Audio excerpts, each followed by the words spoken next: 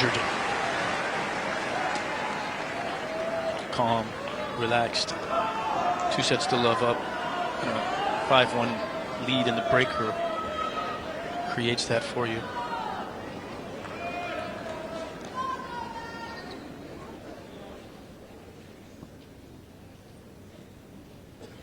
Total clarity now. It may have been slightly opaque for a while when he was looking down the other end, but 5 match points for Raonic to try and save.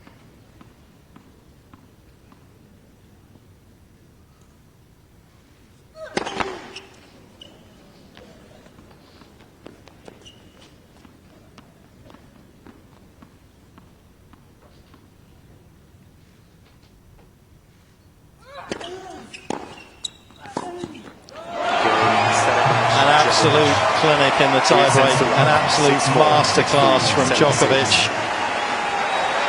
and he leaves Raonic trailing in his brilliance.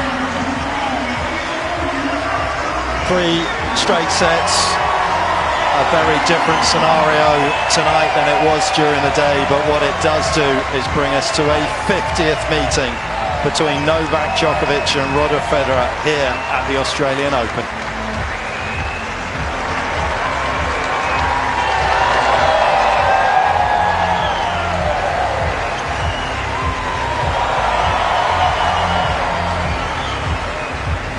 May not feel so much love the next time he steps out onto the Rod Laver Arena court, but he should be admired and loved for the quality of tennis he puts on the court time and time again against a variety of opponents, some with huge assets like Raonic's serve, but he defeats them over and over again.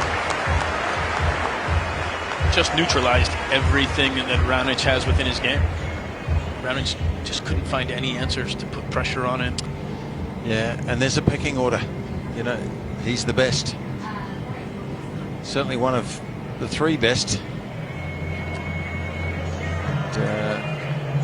He's not currently ranked #1, but he's right there, isn't he? And pecking order of how good these guys are, he was too good. On a hard court, I think everyone would say he's #1. We obviously do a ranking over 52 weeks, but I think it's unquestionable when you look at his record on hard against top 5 players. His winning percentage is the best. He is the lead. He is the yardstick. Well, and given his results against Roger and Rafa,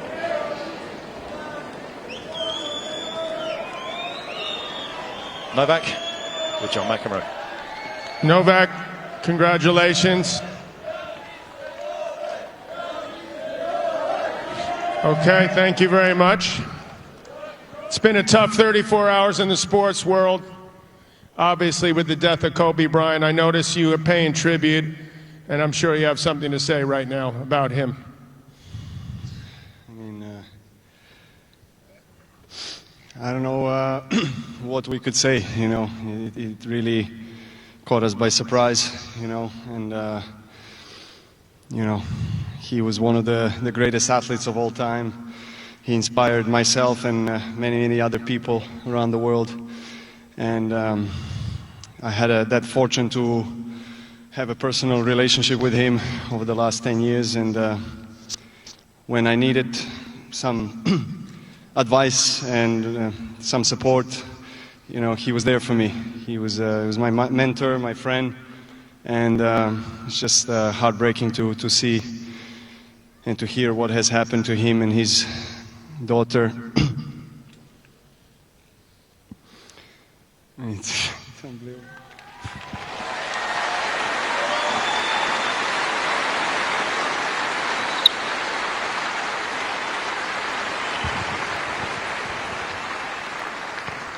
We all feel the way you feel right now, Novak. And on a lighter note, your coach over there, Mr. Goran Ivanisevic, was just put in the Tennis Hall of Fame tonight. So I thought you might like to say a few words about that.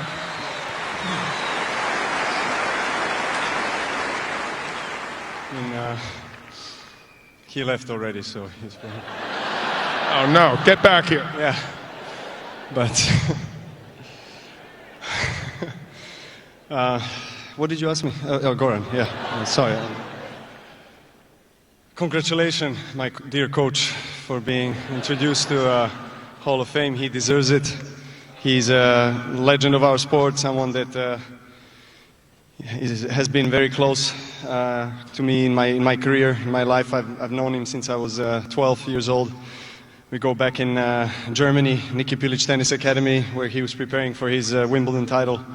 I was there. I was, obviously amazed to have an opportunity to be with him and on the court, and to get have an opportunity to play, a few balls with him. And ever since then we had a very friendly relationship and speak the same language, so we got along very well. And I'm really honored to have him in my team.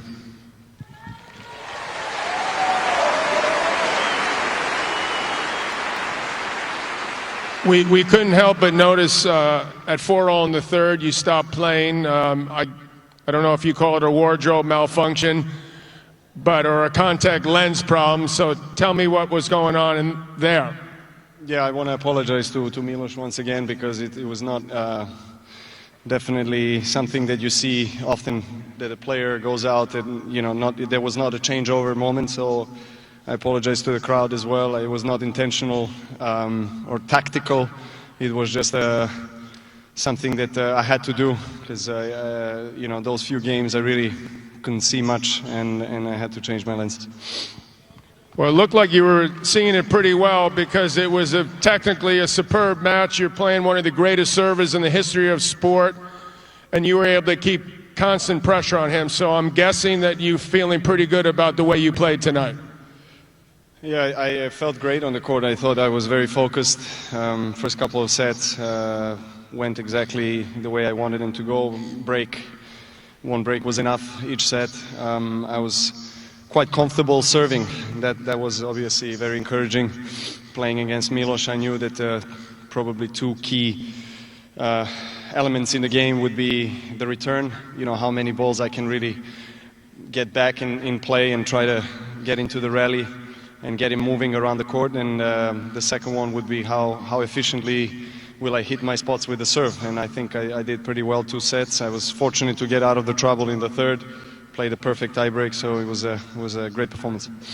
So 37th time, Novak. 37 times you've been in a Grand Slam semifinal.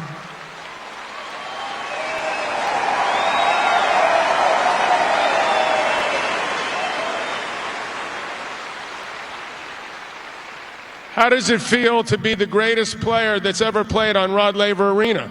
Because the history shows that.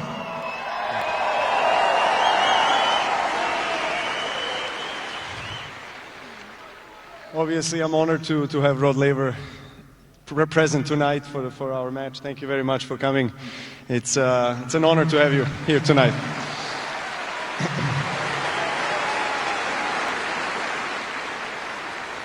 And it adds more pressure for sure. I mean, seeing Rod and all the Australian and international legends of our sport sitting in the box and watching us play, watching us our every move. And obviously, I've been fortunate to play on such a high level for so many years, and this has been without a doubt my favorite court, my favorite tournament. I love being here. I love it. Well, the crowd loves you being here as well. Before I let you go, I've got to ask you about your next opponent.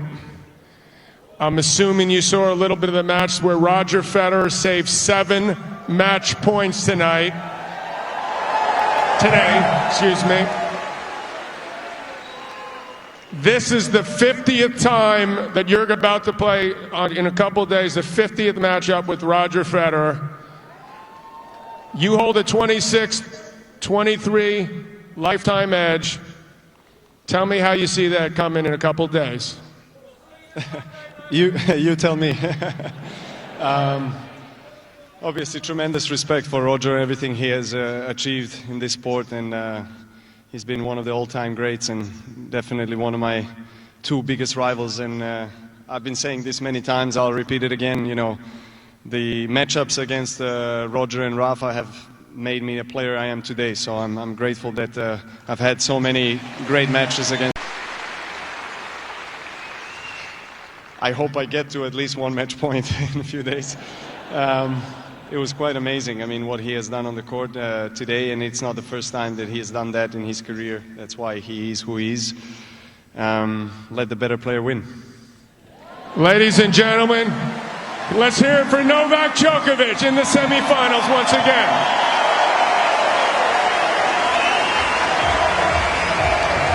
And what an occasion that is going to be.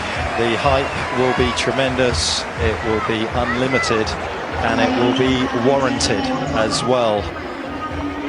As he makes yet another tribute to Kobe Bryant.